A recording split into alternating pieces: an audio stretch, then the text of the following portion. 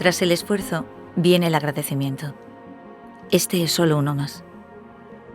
Han sido semanas de angustia, de separaciones y de ausencias. Todos hemos estado solos. Muchos de vosotros habéis dejado alguna mañana a vuestras familias sin saber si hacíais lo correcto. Todos hemos tenido miedo. Habéis hecho un esfuerzo difícil de narrar. Más allá del trabajo duro, estaban la incertidumbre y las dudas, la rabia, la incomprensión, la certeza inquietante de estar viviendo algo nuevo y desconocido. Todos hemos dudado. Pero incluso con la tragedia de la dichosa curva amenazando, incluso cuando el coraje se hacía imposible, habéis encontrado un aire de esperanza. Una brisa que nace de la propia condición humana, de la empatía que llevamos grabada a fuego en nuestra genética. Todos hemos resistido. Hemos perdido mucho.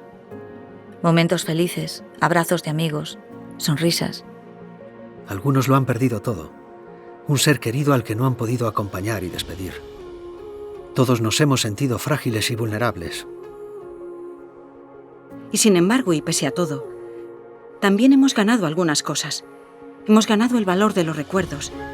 El tesoro de la solidaridad. La capacidad de enfrentarnos a lo esencial, a la fragilidad de la vida, al valor de cada instante. Nos hemos dado cuenta de que la felicidad es un paseo, una huerta, un beso. No será la última vez que lo escuchéis. Gracias para siempre. Sois los mejores. Y ahora, más que nunca, sintámoslo juntos. Viento en las velas.